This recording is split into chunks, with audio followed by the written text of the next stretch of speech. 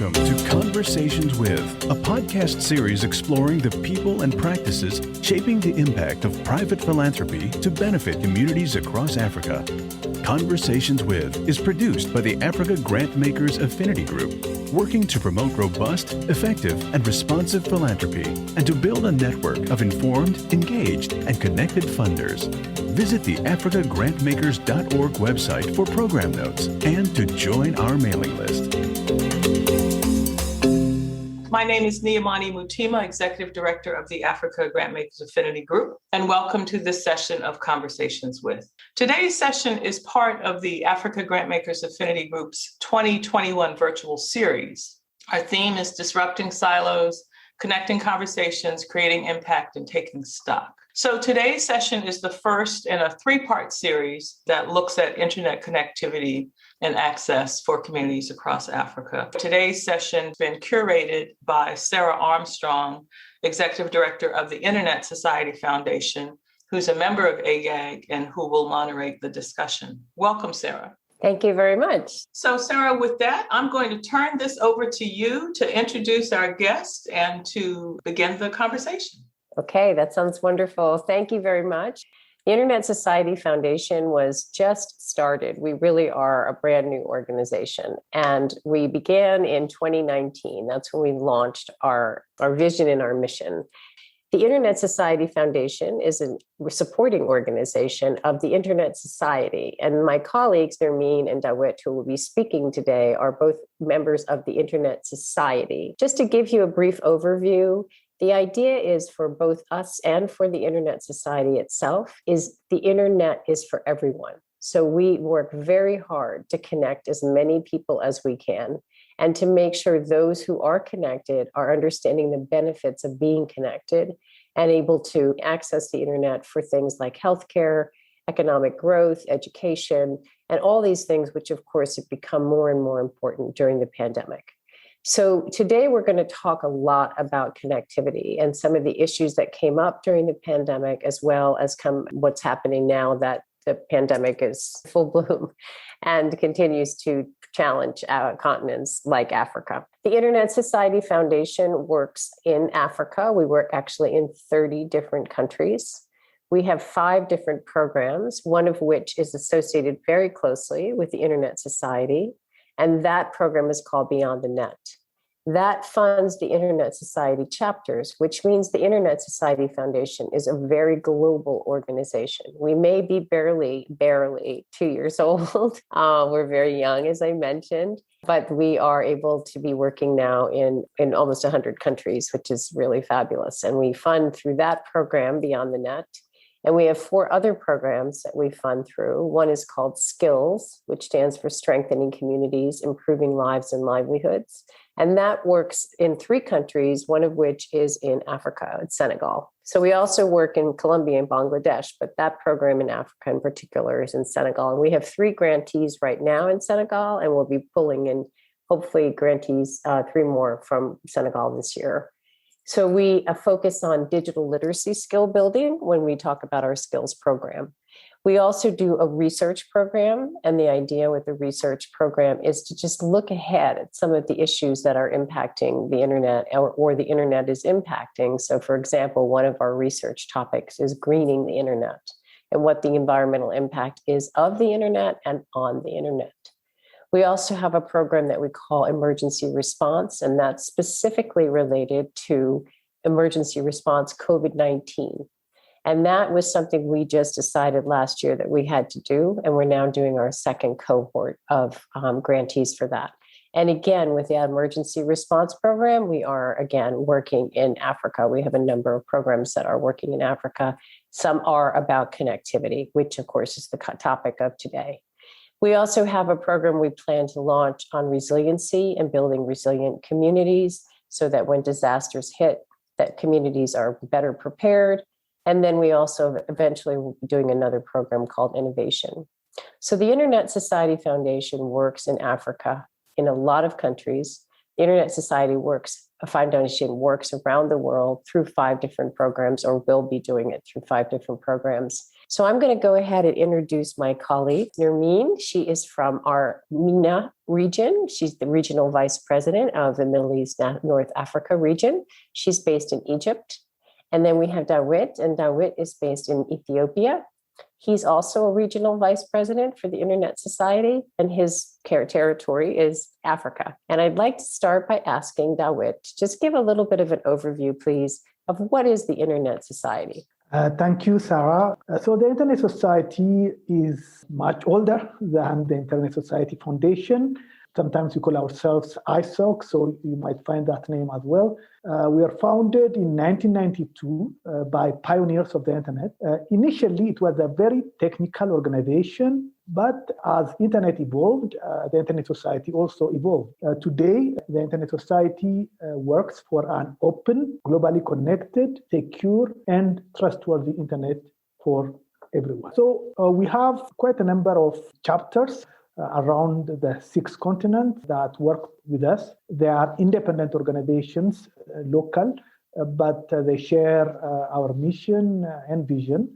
In Africa, we have 37 chapters, which means more than, I think, about 2/3 of African countries. And there are also individual members, around 70,000 individual members from almost all countries of the world. And we have also 86 organization members that also support our activities. Our activities are organized into what we call projects. And in 2021, we have 6 of them that we put in 2 categories. The first category of projects try to make the internet grow so that it reaches more people. We are trying to promote community networks in order to reach more people. Talk more about it later. We try also to foster infrastructure and community development, and we try to measure the internet. All this is to have more people accessing the internet. But access is not all. We need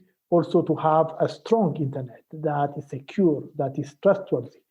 That's why we have a second category of projects where we try to deal with this issue. The first project under this category is promoting the internet way of networking. So the internet seems, while entrenched into the world, but there are some threats, and we want to make sure that the internet that we like continues to be with the properties that we like. So that is the first project, and we also work on encryption, which is a very important tool to make sure that we trust when we transact, for example, with our bank. We want our confidentiality, and that cannot happen without encryption. And we want to make sure that we have a strong encryption in the years and decades to come. Last but not least, we have the Manners project, which tries to secure the global routing system,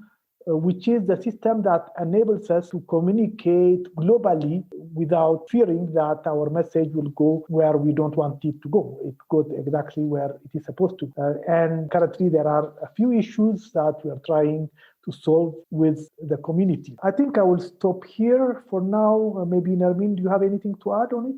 Thank you so much, Dawit. Just like to add to what Dawit is saying on the methodology of our work as Internet Society in Africa. Internet for Africa is very, very crucial. And we focused actually from day one to build trust and build ties with the different stakeholders within the region, whether those could be government officials or experts or community or technical community as well, so that they can understand or look at the Internet Society as a neutral technical consultant whom they can refer to whenever they had a question or an issue related to the internet infrastructure or internet security or whatever. To do this, we work through a different layers. So we draft policy documents.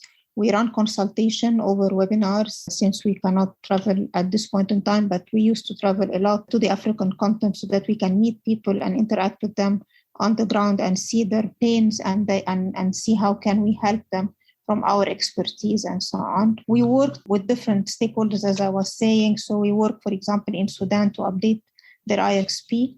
the oldest IXP in the region, and that is a very important project, as Dawit was just mentioning. We worked with Egypt on the impact of COVID lately, providing some guidance on how they can make use of the situation for a better internet for everyone. We worked, of course, outside Africa on different projects as well, with Jordan, with Lebanon, with others.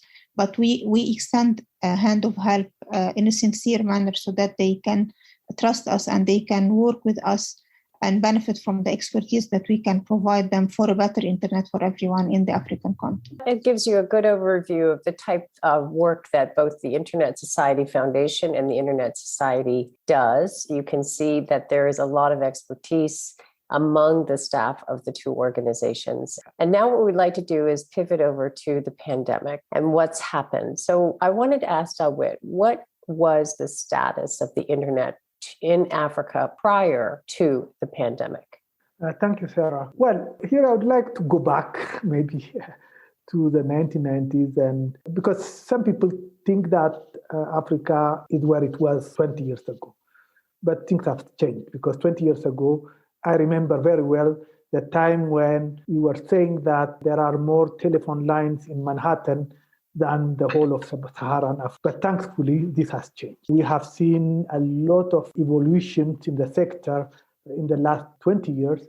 And today, for example, when you take cell phone or mobile telephony, the coverage is quite considerable, because 88% of the continent is covered by mobile network, and 77.4% of the continent has at least 3G, and 44% has 4G, which is considerable. But coverage is not everything, because you might get access to the signal, but you might not be able to use it because you cannot afford it, or simply because you don't know how to use the internet, or you are not interested. So the percentage, the penetration of internet access is lower, of course. So we have only 28.6% of Africans having access to the internet, in 2019, 2020. And at home, internet access at home is much lower, unfortunately. We have 14.3% of households that have access to the internet. And we have even lower percentage of households, 7.7%, who have access to a computer, which is very small. But Africa is a continent, a mobile continent, we call it, because most people access the internet using their mobile phone. And we see also gender disparity, because among the internet users, 37% are men. 37% of men have access to the internet, while only 20% of women have access to the internet. So there is a big gap between men and women. And we see that the youth are quite connected, because 39.6%, which is much higher than the average of the 15 to 24 years old, have access to the internet. So overall, it's not as high as the world average, but Africa have made a lot of progress in the last 2 decades, and it is in a much better position than what it was before. It has been the continent that has scored the highest progress in increase in internet penetration for many, many years. Having said that, of course, there are many problems, and the Internet Society is working with many stakeholders to make sure that we solve those problems. Yes, thank you, Dawit. And of course, what we're talking about here is a situation that did not necessarily factor in a pandemic. So the challenge is, while we're making such great progress in Africa, then COVID-19 hit. So I'd like to turn to Nermine and talk to her a little bit about what happened during the pandemic on the continent of Africa. Well, Sarah, as you've just said, it was like a huge shock what happened in 2020 with the pandemic rising around. And stay at home has been the slogan for everyone to keep safe. And there was no other way, needless to say, to keep life going on except to hook everything online. And the internet became all of a sudden the only way to continue living, but virtually living. For Africa and MENA, this was not an easy thing, actually. Maybe in other places in Europe or in the United States or whatever, or in Asia even, the situation was, appealing for that to happen, to have everything online all of a sudden. But in Africa, The situation, as just Dawit was rightly mentioned, was not yet, the state-of-the-art kind of thing. There are places that are not yet covered, even with the internet. People are still not very well educated about how to use the internet and so on and so forth. But at the same time, while saying all this, the fact is that there was no time for pilot projects even. We have to take a decision, or the government has to take a decision, and they have to take the decision now and change everything online, whether health or education, commercial business services or transactions. In few days, we have been able to see many transformation of these kind of platforms, or creating a platforms for these kind of businesses to be online. And the quality of service, of course, was key and a challenge at the same time. But the internet allowed all that to happen, even if the quality was not that good, even if connectivity was not there at all time. But still, there was an opportunity for people to continue living and continue to collaborate or interact with one another, even on a family, to check on family and friends and so on. Maybe one of the very interesting points that took place is that the educational system and the schooling in a continent like Africa, when schools are very much crowded with students, when quality of education itself and the kind of syllabuses that the students are acquiring are not that sophisticated or advanced or modern to be transformed into the online platform. The teachers themselves are not well educated to have the tools or the capability to provide their lessons or classes online. The platform, as I was saying, and the government has to collaborate all together. So the Ministry of ICT, the Ministry of Education, the Ministry of Higher Education, maybe the Ministry of Finance as well, they have to collaborate together and come together quickly so that they can see what kind of solutions and issues and funds that they can allocate to have these kind of platforms ready, free and open for everyone. We saw that many of the regulations in many countries, for example, before the pandemic, were banning some of the services, like, for example, voice over IP.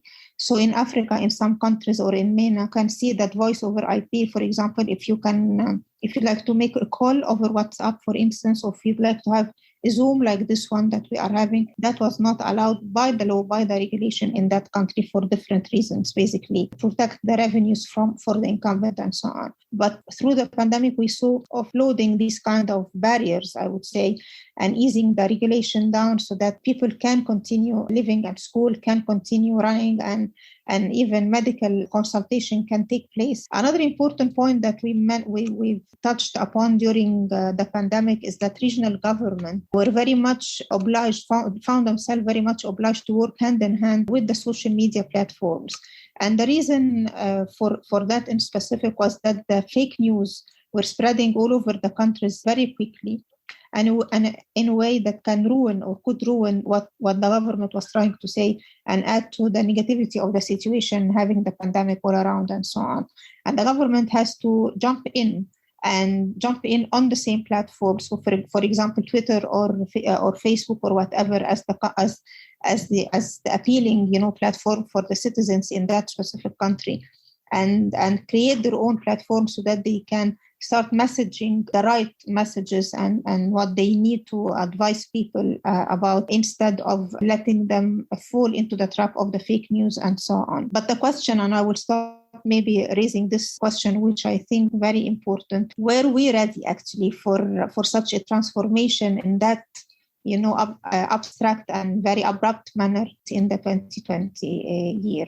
Do we have the competitive internet-based economy, good quality, affordable internet connectivity and coverage back-to-back that can actually respond to the huge demand that took place all at once? Do we have the bunch of laws and regulation that could allow this kind of transformation? All these are kind of questions that are still actually popping up here and there. And we are among these organizations who are really care to cater on these kind of questions and see how can we extend hand of help to the countries in the region to better perform in the future. So what you're talking about there, Nermine, is the idea of the way forward. Is where do we go after a year like 2020 and now it's spilling into 2021? What are the kinds of things that we can do moving forward to help improve the access, since it is now more critical than ever? So I don't know if you want to add any other thoughts. I do know community networks is one of the really strong ways in which we can help people get access and get educated about the internet. So I do know that Dawit wants to speak about that. But Nermine, I just want to make sure if you have other comments on the way forward, please share those. Otherwise, we'll turn it over to Dawit. Just quickly, a few points to add as the sort of recommendations that we provided. And we believe that these are a kind of quick, remedy that the government can consider. For example, to use the Universal Service Fund to subsidize costs for accessing the internet or increase the spectrum available to mobile operators. And we saw some countries taking these kind of actions. For example, Tunisia did this, increase in spectrum availability, for instance. Remove restrictions, as I mentioned, on some services like voice over IP. And we saw this in other regions, maybe in the Arab countries from Oman, Bahrain, and United Arab Emirates. We saw Egypt, for instance, enabling free access to the websites and official educational content through the Ministry of Education. And they provided as well some platforms for digital payment so that they can provide, opportunity for in specific small and medium enterprises to continue working and be part of the economy and the society. And maybe Dawit can highlight the community network part. Yes, thank you. Yeah, Dawit, please. Thank you. Maybe I would like to say just a few words about, in fact, I would like to continue on what Nermine has said with regards to COVID. So 2-3 things that we have learned during COVID. First, that the internet was resilient. It continued to work in spite of the spike of the communication. We realized that, as Nermine said, we were not ready, and especially some people were not ready. For example, their services were not ready to switch online. Schools, sometimes really well-off schools, didn't have online tools, or their instructors were not ready. But a positive side effect of all that is that people who were hesitating, who were not interested to use the internet, or who didn't see the value of the internet, and this can be sometimes people high up in the government, started to see the value of the internet and wanted to do things to improve the internet. They don't see it as a luxury anymore. But one thing that we have seen is that it showed the inequalities that existed around the internet. There are those people like Nermine and I, who have access that is sometimes as good as what you could find in the developed world, and others who don't have access. And not having access is no more acceptable because it means being marginalized. When we take, for example, people in rural areas in Africa, they are already marginalized. And being marginalized from the internet means being marginalized from everything that we benefit from every day. So the gap between those people and those who have access to the internet, who are in cities, etc., is increasing, and this might create a big social, economic, political problem in the future. Therefore, we need to really decrease that gap, bridge that gap in the future. And how do you do? What is the way to close the gap? And a study, in fact, done by A4AI indicates that with the current model of commercial operators increasing the reach of the internet, we are not going to have universal access in Africa and I think around the world before 2050, which is a long way from today. And in fact, the United Nations wants universal access. We have our countries have agreed with the Sustainable Development Goals to have universal connectivity by 2030. And this won't happen because of the model that we have. Commercial operators go only where it makes commercial sense to go there. And going to a remote village with very few people and who don't have a buying power does not make sense. So they are not going there. So what do we do in order to connect those? We are promoting a model that exists in other sectors, but where the community itself becomes its own operator. And we call that community network. Community networks are a solution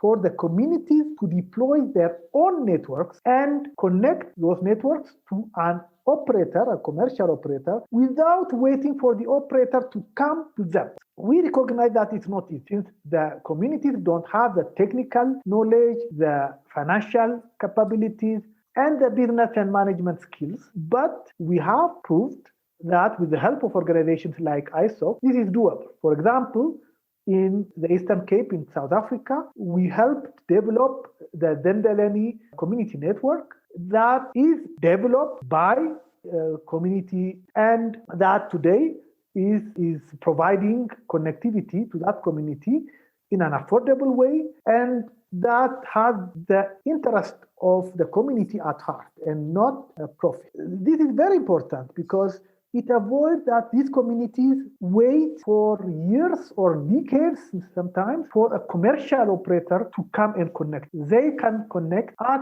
their own timing as long as they have the necessary knowledge, etc., that organizations like Internet Society can provide to them. Yes, so you can see that there are options out there to help with the situation right now, particularly now with the pandemic. To Nermine's point, there is so much that is dependent on having good connection now, much more, even something as simple as being able to talk with your family. So we want to be able to continue the foundation and the Internet Society both to find ways to help improve this. As Dawit said, we don't want to wait for 2050. We want to do it now. So we are, in fact, at the Internet Society Foundation doing some work in Africa. I do have two in particular that I just want to mention in terms of this community network and the connection. In Nigeria, there was an area where researchers and students were just not able to communicate anymore. So one of our Internet Society chapters, through a grant from the foundation, was able to build a network where they now are able to interact and communicate. And in that area of Nigeria, extremely important, just wasn't working before. And we've now seen a place where they've really developed a community and they can do the type of work that needs to be done. We also have a program in the Democratic Republic of the Congo, which is a really interesting program. There's an island in the southeast area of the Congo that had absolutely no connectivity. And young people were leaving the island and just moving. So through funding from the Internet Society Foundation on that island of now 300,000 people, we were able to establish a community network so that they now have the connectivity that they need there. So the foundation's working very hard. There are other examples you'd like to share about the work that's being done specifically in some countries that we feel we'd like to underscore. Maybe if I can just highlight quickly interest from the countries from the region, like Tunisia, for example, and other as well, who share some or who showed actually some, concerns about security and how to secure their e-government platforms while they are transforming their economy into a digital one. This is, again, something that the African continent is considerably new to have to transform their economies into a digital and having everything moving online. They are a little bit concerned about securing the transactions taking place online or that is supposed to take place online. And this is something that we would like to help actually, if we have the opportunity, through our project managers or through, for example, encryption and of course from our as well security point of view and expertise. This is something that I needed to mention because something that is of huge importance in the African continent. The other point that I know that many countries are looking at right now is to enhance or to develop or upgrade, if I may call it an upgrade, their existing IXP. So internet exchange points will remain, I think, a very important point in the architecture of the internet and the routing of the traffic being Dawit mentioned inside the country so that we can reduce cost and secure the transactions and so on. So developing the existing IXP or building even new one is a very important issue that countries are looking up to, especially in the North African part. So Egypt, Algeria, Tunisia, and Morocco. And I will leave the floor to Dawit. Part of the work that we do to improve the infrastructure of the internet, because the internet is made of many infrastructures like the IXP, but we also have the domain name servers that enable us to use domain names. Like, example, for Internet Society, we have ISOC.org. If you don't have domain name servers that work well, you cannot access our website. You cannot really access anything about Internet Society unless that works. So we have been supporting that, and we continue to help African countries in building their infrastructure. In addition to that, the Internet Society has been really focused on building capacity of people, because it's good to have equipment. But in fact, what has built the internet are the people. When you have the people, they will know how to find it. So from the very early time, from the 1990s, the Internet Society had capacity building, especially technical capacity building around the internet. And for example, almost all the pioneers of the internet in Africa have gone through what we used to call the INET programs, where they learn about the internet technology, they go back home, and then they build the national internet. And today, things have changed. People know a little bit more, but there are still many new things to learn. For example, internet exchange points, community networks, etc. And we have many training face-to-face, but also online. But we also support those organizations that teach at national level. In particular, what we call the Network Operators Group. We have the African Network Operators Group, AFNOG, that we support. We have been supporting from the very beginning. And there are also national NOGs, like, for example, SDNOG. And maybe, Nermine, do you want to say something about SDNOG and what they do? So the SDNOG is actually the oldest NOG in Africa. The NOG is a group of people who come together in an informal way to discuss and exchange views and expertise about how the network is being operated and how they can overcome any problem that they might face together and so on. And they together as well constitute a group who can participate in the regional NOG, so the AFNOG in the case of Africa, or the MENOG in the case of the Arab countries, for instance, to influence the discussion and influence the decisions that could be taken on a higher level or on a regional level or even an international level later on. And NOG is a very, very important group. We very much favor and would like to support establishing other NOG as well, so that we can enrich the discussion and raise the capacities, as Dawit is mentioning, because this is extremely, extremely important point as well. Closing remarks? First of all, thank you so much for the opportunity. One more time, it's great to have this discussion among all of you. I believe the African continent is something that worth looking at. The age bracket of the population there, as you all know, ranges from 0 to 24. So this is a young continent.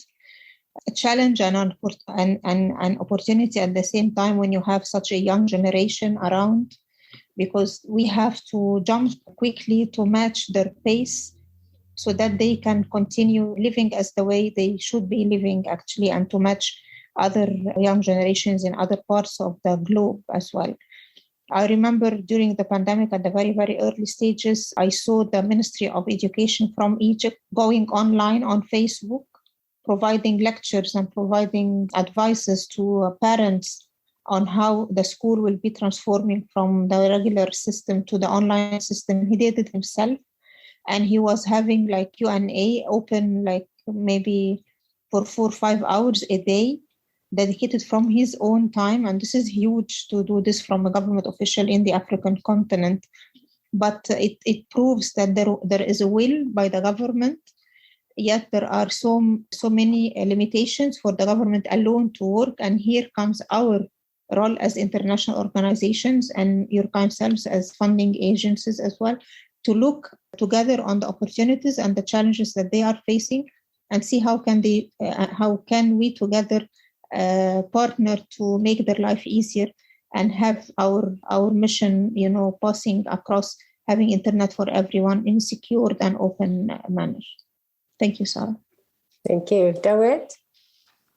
Thank you, Sarah and Niamani. I think COVID-19 has taught us many things. And one of the things that we learned was that the internet can save us, and not only in the developed world, but in the developing world, because we depended on it. COVID is not permanent, I hope. We are going to get out of it soon. But the new normal is not going to be the old one. We are not going to go back to the society that was mostly offline. I think we are going to adopt some of the gains that we have had because we moved online. For example, I think many people who have started to shop online will continue to shop online. Many people who go to bank online, they are going to go to bank online. And this is a good thing. And there is no sector that will not be impacted by this change. And I think your foundations will have to take into consideration that there will be a new normal. And I hope we can work together so that in this new normal, there won't be anyone left out. Because I think most of your organizations are focusing on the people at the bottom of the pyramid. And unfortunately, those are that are left out from this digital world. And I hope we can work together to make sure that they are not the left behind, but they are the ones who benefit from the new normal. Thank you to our guests. Be safe and be well. Thanks for listening to this episode of Conversations With. We hope you enjoyed it. Please visit our website at africagrantmakers.org and join our mailing list. Until our next Conversations With, be well.